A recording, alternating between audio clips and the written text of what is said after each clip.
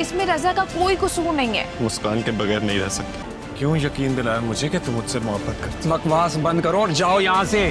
بھائی آپ لوگوں نے میری بیٹی کو سمجھ کیا رکھا ہے؟ وہ کوئی کھلونا ہے جسے جب چاہا کھیلا، استعمال کیا، پھینک دیا۔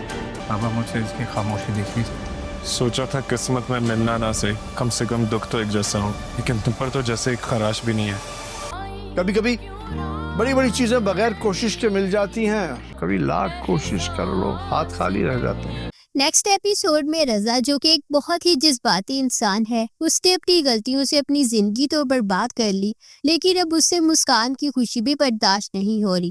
جب مسکان کافی دنوں بعد اپنے بھائی کے ساتھ باہر گھومنے پھرنے نکلے گی اور خوش نظر آئے گی تو رضا اسے دیکھ کر جل بن جائے گا۔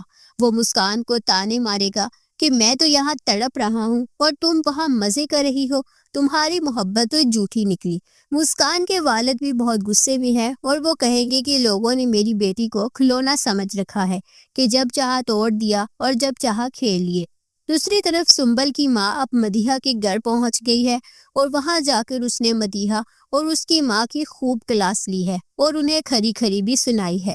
سچی بات تو یہ ہے کہ جب انسان خود غلطی کرتا ہے تو اسے دوسروں کی خوشی دیکھ کر تکلیف ہوتی ہے۔ بالکل ویسا ہی رضا کے ساتھ بھی ہو رہا ہے۔ اس نے خود مسکان کو چھوڑا اور ابھی اسے ہنستا دیکھ کر تڑپ رہا ہے۔ مسکان کے والد کی بات بالکل ٹھیک ہے کہ بیٹیوں کی عزت کوئی کھیل نہیں ہوتی۔ ادھر مدیحہ نے جو بویا تھا اب وہی کاٹ رہی ہے، کیونکہ سنبل کی ماں نے اسے سب کے سامنے شرمندہ کر دیا ہے۔